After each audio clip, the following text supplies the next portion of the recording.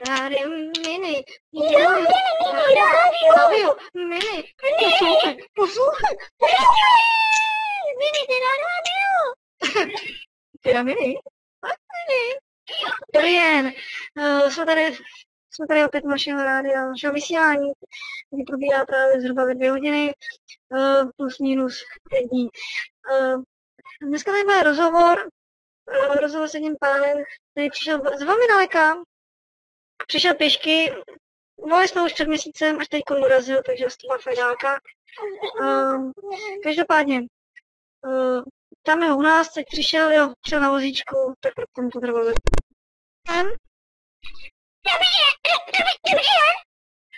Dobrý den. Koukám, že jste na vozíčku, prostě vám řekl, že jste invalida. Cože?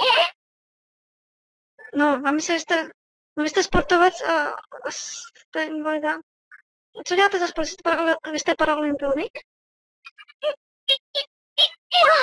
Jo. To je dobře. Takže v jaký disciplíně jakoby excelujete? Já exceluji třeba ve střílení. Střílíte? Jo, pistolí, takže chápečku, dávej si na mě pozor, jinak. Pěkný zvuky děláte. Ale pistoli žádnou ukázal nemáte. Já jsem právě myslel, že byste vám i rovnou ukázal, ale asi...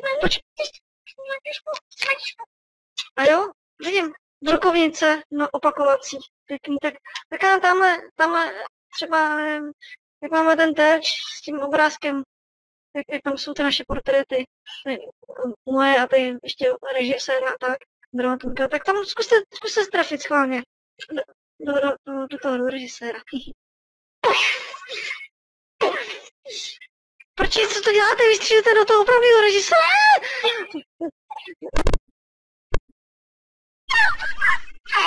To teď on to neudělal jenom vozíčku, on má chodí hajzl. Je to parchanta.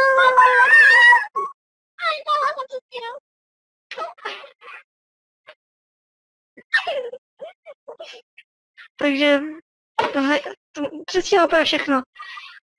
A myslím, že ho dopadli, jsme na chvilku přijde policie a ty vogy, no, tak a pustě tam znělku, prosím vás.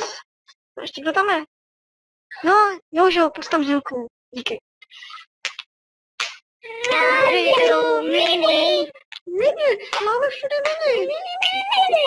Máme tady bomby, máme tady mini. Poslouchej nás.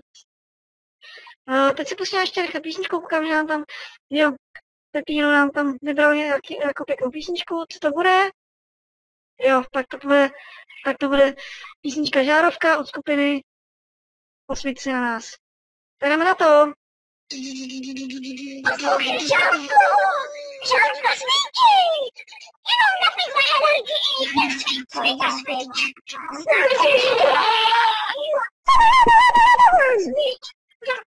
Děkujeme. Tak to byla energie čištící skladba.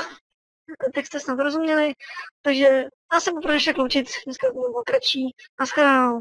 Pěkný den.